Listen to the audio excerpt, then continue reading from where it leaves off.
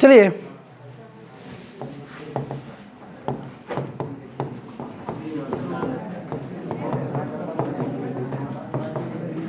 जरा समझिएगा, आवाज करोगे मैं फिर पढ़ाऊंगा ही नहीं, छुट्टी कर दूंगा, जाओ घर, भागो जल्दी, नहीं जाओगे। भारत की स्थिति और विस्तार के बारे में हम लोगों ने जाना था। भारत कितना बड़ा है, इसका क्षेत्रफल कितना होता है, आज हम लोग जानेंगे। इसके पड़ोसी देश कौन कौन से हैं। तो सबसे पहले हम लोग भारत की लोकेशन पता करना सीखे थे कि भारत कितना डिग्री अक्षांश से कितना डिग्री अक्षांश तक है और कितना डिग्री देशांतर से कितना डिग्री देशांतर तक है। पश्चिम से लेकर पूरब तक इसकी लंबाई कितनी है और दक्षिण से लेकर उत्तर तक इसकी लंबाई कितनी है। पिछले लेक्चर में हम लोगों ने देखा था, ये नहीं देखे थे। आज के डेट में हम लोग देखेंगे कि भारत के पड़ोसी राज्य, पड़ोसी देश कौन कौन से हैं और भारत कितने नंबर पे आता है क्षेत्रफल की दृष्टि से। क्षेत्रफल की दृष्टि से अगर देखा जाए तो 1 नंबर पे आता है रसिया, 2 नंबर पे कनाडा, 3 नंबर पे साउथ मतलब USA संयुक्त राष्ट्र अमेरिका और 4 नंबर पे आता है चीन, 5 नंबर पे ब्राज़ील और 6 नंबर पे ऑस्ट्रेलिया और 7 नंबर पे स्थान आता है भारत का। यानी कि विश्व के 7 बड़े देशों की बात किया जाए तो 7वां स्थान भारत प्राप्त करता है। क्षेत्रफल की दृष्टि से 7 नंबर स्थान पे आता है भारत। चलिए, तो पिछले रोज हम लोगों ने इसका लोकेशन पता करना सीख लिया था। उसमें एक टॉपिक था अक्षांश और देशांतर रेखा का विस्तार का क्या प्रभाव पड़ता है, अक्षांश और देशांतर का भारत पे क्या प्रभाव पड़ता है। तो जरा मैं एक रफ डायग्राम भारत का बनाने जा रहा हूं।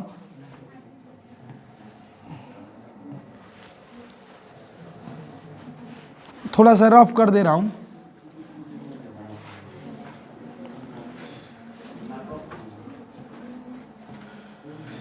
मैप मैं यहाँ खोल सकता हूँ, लेकिन मैप खोल देना बड़ी बात नहीं है, क्योंकि आप लोग को ये भी तो सीखना है कि बनता कैसे है।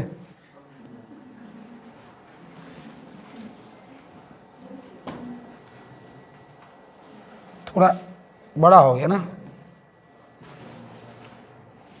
बना करके इसको मैं छोटा कर दे रहा हूँ। इसके बाद इधर चलिएगा,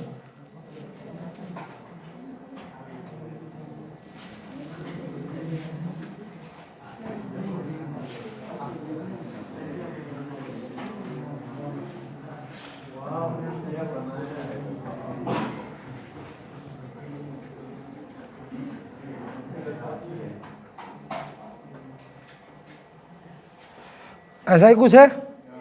इसको मैं थोड़ा छोटा कर दे रहा हूँ, मतलब उतना सुंदर नहीं हुआ है, काम चलाने भर का हुआ है। इसको थोड़ा यहाँ पे अपडेट कर दे रहा हूँ।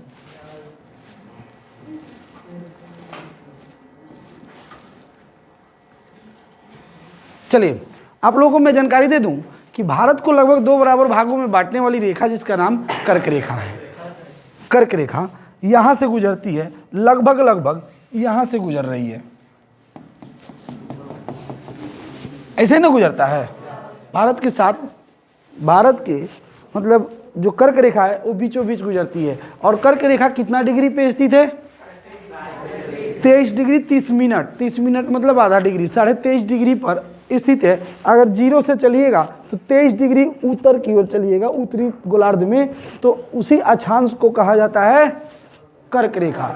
और ये कर्क रेखा का क्या महत्व होता है अपने भारत में? कर्क रेखा भारत को लगभग 2 भागों में बांट देती है। और ये कर्क रेखा के नीचे वाला भारत दक्षिणी भारत कहलाता है और ऊपर वाला भारत उत्तरी भारत कहलाता है। भारत 2 भाग में बटा है ना, दक्षिणी भारत और उत्तरी भारत, और बीच में जो रहने वाले उसको मध्य भाग बोल दिया गया, लेकिन हम लोग 2 ही भाग में बांटते हैं भारत को, दक्षिणी और उत्तरी। तो इस कर्क रेखा के नीचे का मानसून, और अगर पृथ्वी की बात कीजिएगा तो ये पृथ्वी की जैसे ही बात कीजिएगा, ये आपका एक पृथ्वी है, अर्थ मैप है, ये पृथ्वी नहीं है। तो ये देखिए बीच वाला भूमध्य रेखा होता है, इसके ऊपर 22.5 डिग्री चलिए, 23.5 डिग्री, और नीचे 23.5 डिग्री चलिए। ऊपर वाला 23.5 डिग्री कहलाता है कर्क रेखा, और नीचे वाला 23.5 डिग्री, 1 डिग्री 2 डिग्री 3 डिग्री घूमिएगा ना ऐसे, 23.5 डिग्री नीचे चलिएगा तो कहलाता है मकर रेखा। तो इन दोनों रेखाओं के बीच का जलवायु सम होता है। सम का मतलब बहुत कम बदलता है। तो देखिए, तो कर्क रेखा और मकर रेखा के बीच की जलवायु सम होती है। तो इसके नीचे कर्क रेखा देखिए, अगर छोटा मैं कर दे रहा हूँ, बहुत छोटा कर दिए भारत को, तो ये देखिए यहाँ कहीं आपका होगा, यहाँ मकर रेखा होगा, कर्क रेखा और मकर रेखा, इसके बीच की जलवायु सम होगी और इसके बाहर की जलवायु विषम होती है। विषम मतलब बहुत ज़्यादा बदलाव होता है, गर्मी में खूब गर्मी पड़ेगा और ठंडी में खूब ठंडी पड़ेगा। तो चलिए इसकी जानकारी मैं थोड़ा सा और बढ़ा दे रहा हूँ। ये भारत है, ये भारत में जैसे ही आप कीजिएगा, इसके नीचे वाले जितने क्षेत्र में जाइएगा तो वहाँ का जलवायु में बहुत कम परिवर्तन होता है। जैसे ठंडी के मौसम में अगर आप साउथ क्षेत्रों में चले जाइएगा तो वहाँ के लोग पंखा चला के सोते हैं, ठंडी के मौसम में एसी कूलर का इस्तेमाल करते हैं। वहाँ हम लोगों के यहाँ जो मार्च के महीने में, अपने बिहार में, यूपी में जो मार्च के महीने में या फरवरी लास्ट में जो ठंडी पड़ता है, वहाँ जून मतलब दिसंबर के महीने में, दिसंबर जनवरी में उतना ठंडी वहाँ पड़ता है, सबसे ज़्यादा ठंडी वहाँ पड़ता है। वहाँ का तापमान 17 डिग्री से लेकर के और 50 डिग्री के अंदर ही रहता है साउथ क्षेत्रों का। और हम लोग यहाँ हैं तो यहाँ का तापमान गर्मी के मौसम में बहुत ज़्यादा ऊंचा हो जाता है, यानी बहुत गर्मी पड़ता है, और ठंडी के मौसम में बहुत ठंडी पड़ता है। तो इसको कहते हैं विषम जलवायु। तो ये कौन सी रेखा बदल रहा है, इसको कौन से नाम से जानते हैं? अक्षांश नाम से जानते हैं। 1 डिग्री 2 डिग्री अक्षांश। अक्षांश रेखा के परिवर्तन के कारण कौन सा परिवर्तन होता है? मौसम में परिवर्तन होता है। क्वेश्चन पूछता है कि जलवायु मतलब ये जो अक्षांश और देशांतर रेखा के विस्तार का हमारे देश में क्या प्रभाव पड़ता है? तो अक्षांश का विस्तार जलवायु परिवर्तन कराता है। जैसे जैसे अक्षांश में ऊपर चलिएगा वहाँ का जलवायु विषम होता है। तो एक ऑब्जेक्टिव क्वेश्चन बन गया, कौन सी रेखा मौसम में परिवर्तन कराता है? अक्षांश। और भारत को 2 बराबर भागों में बांटने वाली रेखा कर्क रेखा है। चलिए इसके बाद मैं बता दूं कि देशांतर क्या होती है। तो देशांतर इधर वाला रेखा ही ना देशांतर कहलाती है, ये रेखा देशांतर है। तो चलिए इस देशांतर का प्रभाव बता रहा हूँ। इससे पहले कि मैं देशांतर का प्रभाव बताऊं, ये बताइए, ये पृथ्वी अपने अक्ष पर एक पूरा चक्कर करने में, अपने अक्ष पर एक पूरा चक्कर करने में कितना समय लेता है? 24 घंटा। यानी एक चक्कर पूरा करने में 24 घंटा, यानी 24 घंटा बराबर एक चक्कर। तो देखिए 1 मिनट में कितना डिग्री घूमेगा। देखिए यहाँ समझा रहा हूँ, पृथ्वी जो है अपना, पृथ्वी 1 मिनट में कितना डिग्री परिक्रमा करता है? तो हम लोग जानते हैं 360 डिग्री, पृथ्वी अपने अक्ष पर घूमने में 360 डिग्री घूमने में कितना लगाता है? 24 घंटा। इसको मैं मिनट में बदल दे रहा हूँ। 360 डिग्री बराबर 24 गुणा 60 मिनट, इतना मिनट का समय लगा। पृथ्वी को एक चक्कर पूरा करने में इतना मिनट का समय लगा। लेकिन अगर 1 डिग्री पूरा करना है, 1 डिग्री 2 डिग्री 3 डिग्री, तो यहाँ देखिए 1 डिग्री यानी 360 ले जाके उधर डिवाइड कर देंगे, 24 गुणा 60 और बटा में 360। 1 डिग्री बराबर 4 मिनट। यानी पृथ्वी को अपने अक्ष पर 1 डिग्री पूरा करने में कितना मिनट का समय लगता है? 4 मिनट का। तो 1 डिग्री बराबर 4 मिनट, 1 डिग्री बराबर 4 मिनट, तो 2 डिग्री बराबर 3 डिग्री बराबर 12। समझ रहे हो? तो चलिए अब मैं आप लोग को एक खतरनाक सी बात बताने जा रहा हूं। भारत का देशांतर विस्तार, अक्षांश विस्तार मौसम परिवर्तन करता है। क्वेश्चन पूछा है दीर्घ उत्तरीय, भारत के अक्षांशीय और देशांतर विस्तार का हमारे भारत पे क्या प्रभाव पड़ता है? तो कहिएगा अक्षांशीय विस्तार के कारण मौसम में परिवर्तन होता है। जैसे जैसे अक्षांश ऊपर की ओर बढ़ते हैं, नॉर्थ में जाते हैं, तो वैसे वैसे क्या होता है? जलवायु विषम होते रहती है। ओके, अब यहाँ देखिएगा कि पृथ्वी को यानी कि सूर्य के किरणों को गुजरात तक पहुंचने में कितना समय लगता है? कहाँ से? अरुणाचल प्रदेश से गुजरात पहुंचने में। तो भारत का लोकेशन जरा बताइएगा, इस साइड से भारत का लोकेशन इस साइड से इस साइड तक कितना है? अक्षांशीय विस्तार बताइए। 67 डिग्री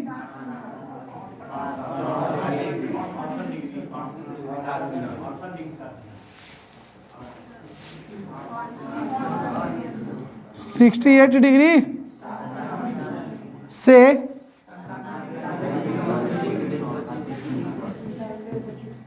मिनट। चलिए हम लोग जानते हैं कि भारत का देशांतर विस्तार पश्चिम में कितना डिग्री से शुरू होता है?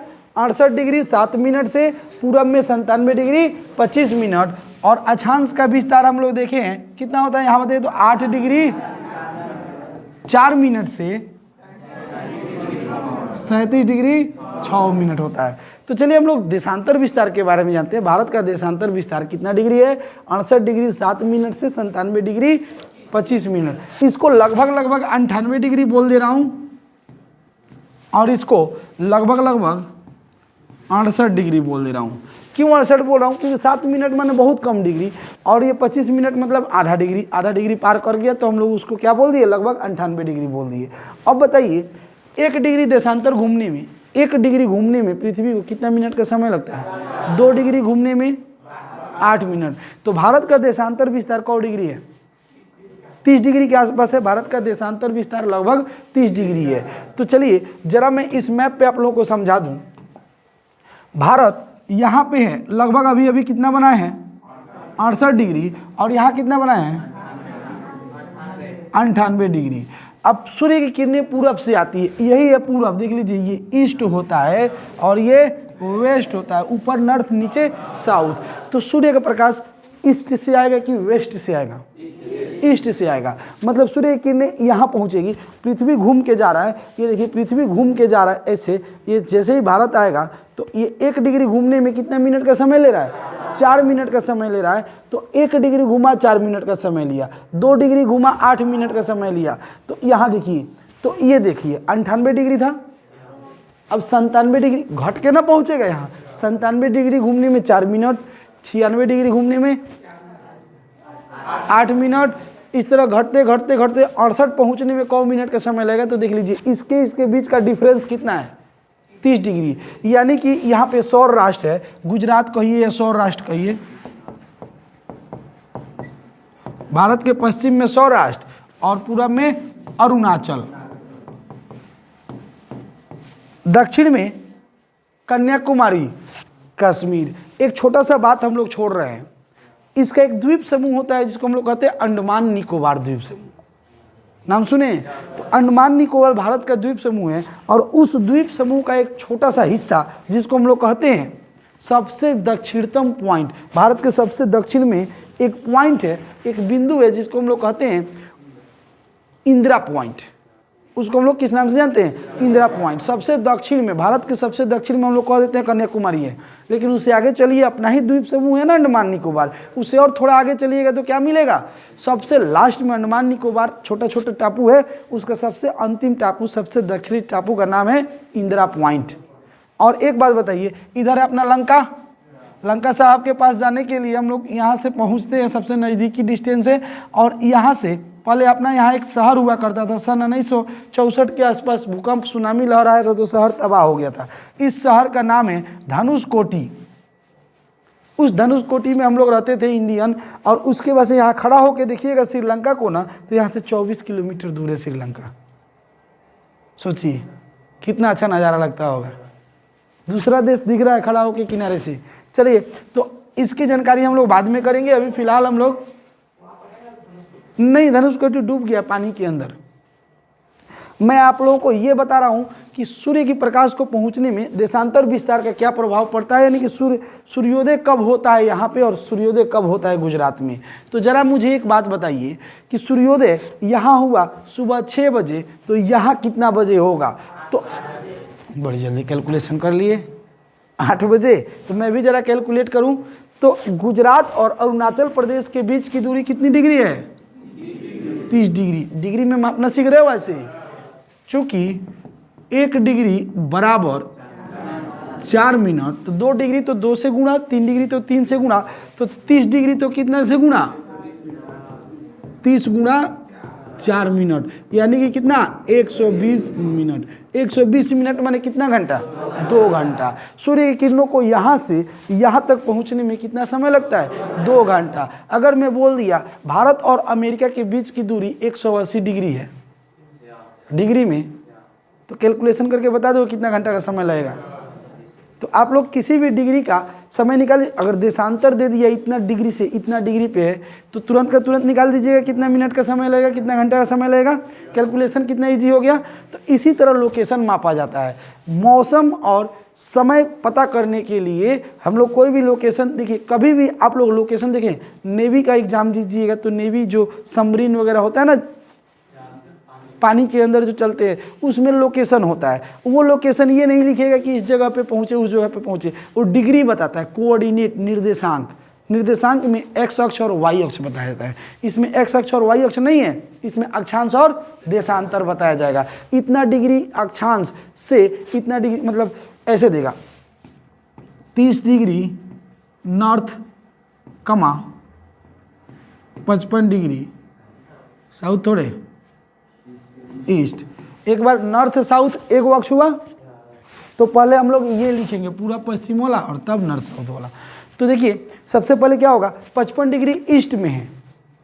55 डिग्री ईस्ट मतलब समझ गए हो कि इधर 55 डिग्री है, हम लोग 0 से 55 डिग्री और कितना डिग्री 30 डिग्री नॉर्थ में है। तो यहाँ से 30 डिग्री 0 से 55 डिग्री ना 55 डिग्री ईस्ट चलिए और 30 डिग्री नॉर्थ चलिए। जहाँ पॉइंट पहुँचेगा उस पॉइंट को हम लोग नाम दे देंगे, क्या नाम दे देंगे, जो अपना लोकेशन रहेगा वही। तो जितने भी हवाई जहाज़ चलते हैं या जितने भी नाविक जो होते हैं, नाव बड़े बड़े पानी जहाज़ चलते हैं, ये इसी कोऑर्डिनेट के हिसाब से चलते हैं। समुद्र में चला गया पानी जहाज़ और पता किया कितना डिग्री पे हम लोग, डिग्री ही बताता है कि हम लोग इतना डिग्री पे है, तुरंत का तुरंत पता चल जाएगा कि हाँ अच्छा यहाँ पे हैं। अब समुद्र के अंदर कौन सा नाम दीजिए, कौन से समुद्र में कहाँ है, पता चलेगा आप लोगों को। रात के समय अगर निकल जाते हो घर से बाहर, अगर अपने शहर में चले जाते हो तो पता नहीं कौन से डायरेक्शन में जा रहे हो। तो ये तो खैर चारों तरफ समुद्र बस समुद्र है, उसका और भी पता नहीं चलेगा। तो ये था भारत का विस्तार। भारत का अक्षांश विस्तार कितना था, यहाँ से यहाँ तक देशांतर, यहाँ से यहाँ तक। अक्षांश का क्या प्रभाव पड़ता है, तो अक्षांश जलवायु परिवर्तन करता है। और देशांतर का क्या प्रभाव पड़ता है, तो देशांतर समय का स्थिति बताता है। तो अब बताइए कि सूर्य की किरणों को गुजरात तक पहुंचने में, अरुणाचल प्रदेश से गुजरात तक पहुंचने में कितना समय लगता है, तो बिहार तक पहुंचने में बता दीजिएगा। अगर डिग्री में दे दिया इतना डिग्री है तो तुरंत बता दीजिएगा। तो इसमें इस मैप में मैप लीजिएगा तो पूरा इस लाइन खींच खींच के डिग्री लिखा होता है, इतना डिग्री पे ये, इतना डिग्री पे ये। तुम तुरंत पता कर लेना कि अच्छा इतना डिग्री पे है तो इतना समय लगेगा। और इसके ऊपर 0 डिग्री से ऊपर पहुँचिएगा उत्तर, तो 22.5 डिग्री के बीच में हर एक, जैसे यहाँ देख लीजिए, तुरंत के तुरंत वहाँ जलवायु पता कर लीजिएगा कि वहाँ का जलवायु कैसा होगा, सम होगा या विषम होगा। तो इसके बीच में जो भी आएंगे, इसके बीच में जो भी आएंगे, 23.5 डिग्री ऊपर 23.5 डिग्री नीचे के बीच में जो भी आएंगे, सम जलवायु, ना ठंडा पड़ेगा ज़्यादा ना गर्मी पड़ेगा, उसे बाहर निकलिएगा ऊपर चाहे नीचे, तो ठंडी और गर्मी विशेष पड़ती है।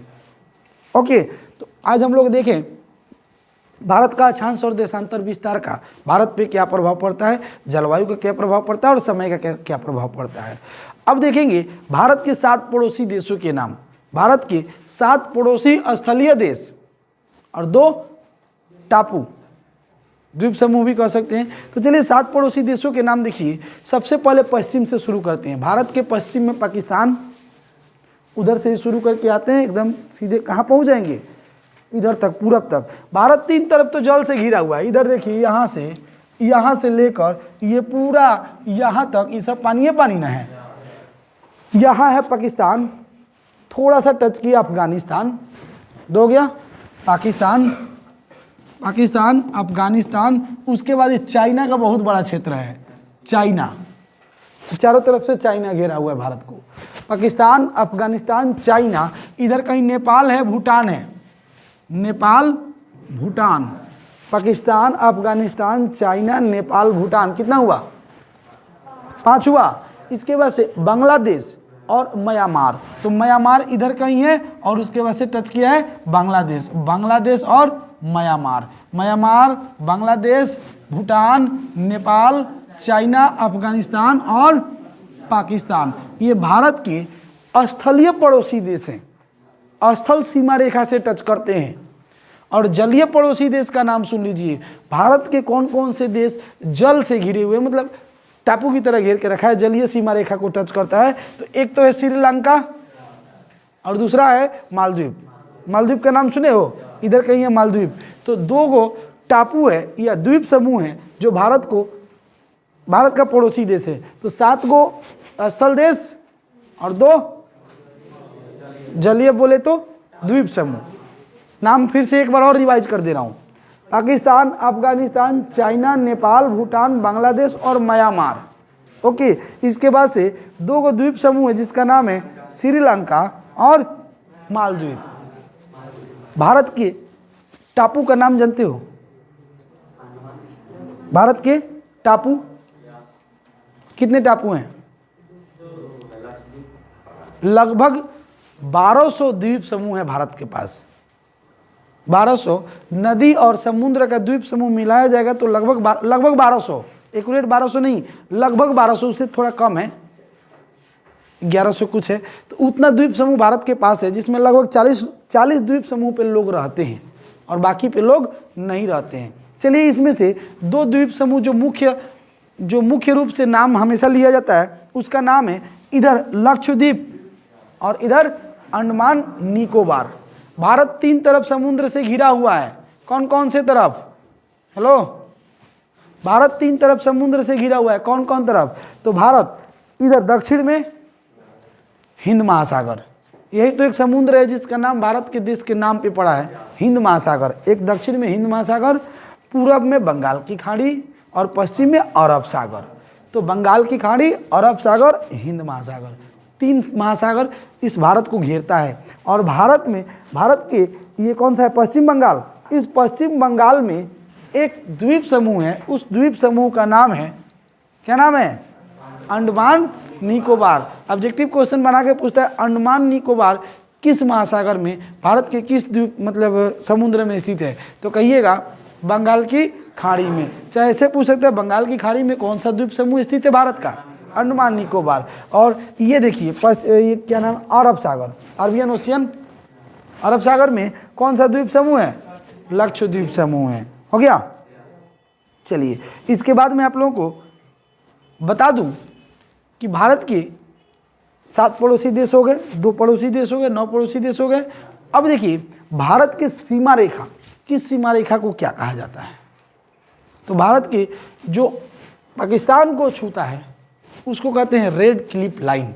भारत और पाकिस्तान के बीच की सीमा रेखा यहाँ जो है उसको रेड क्लिफ लाइन कहते हैं। और भारत के और चाइना के बीच का जो सीमा रेखा है यहाँ पे इस क्षेत्र में उसको कहते हैं मैकमोहन लाइन, मैकमोहन रेखा। तो 2 रेखाएं, 2 बाउंड्री है, उसका नाम दे दिया गया है, एक का रेड क्लिफ लाइन और दूसरा का मैकमोहन लाइन। ये भी ऑब्जेक्टिव बना सकता है आपको, यूपीएससी बीपीएससी लेवल का एक ऑब्जेक्टिव बना देगा, क्योंकि छोटी छोटी बातों पे लोग ध्यान नहीं देते हैं और छोटी बातों पे यूपीएससी ध्यान देता है।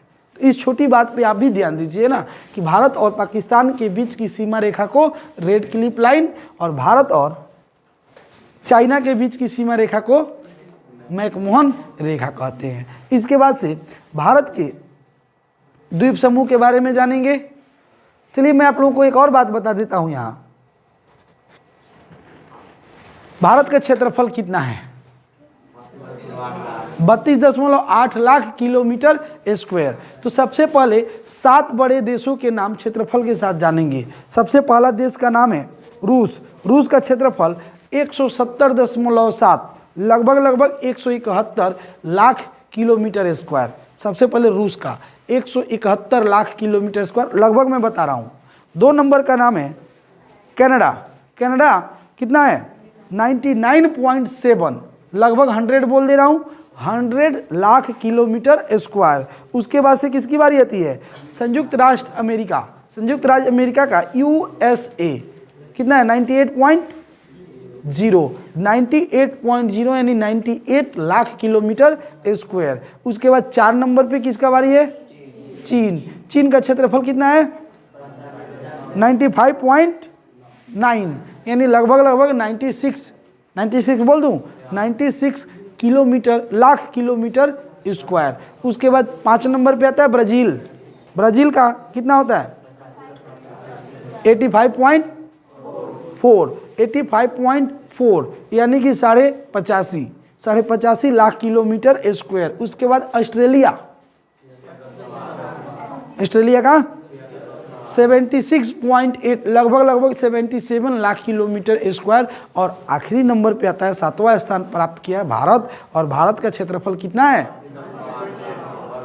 32.8 लाख किलोमीटर स्क्वायर। तो ये विश्व के 7 बड़े देशों के नाम और उनका क्षेत्रफल था। इसके बाद से आप लोगों को इसका मैप बनाना है, भारत और उसके पड़ोसी देशों का मैप बनाना है।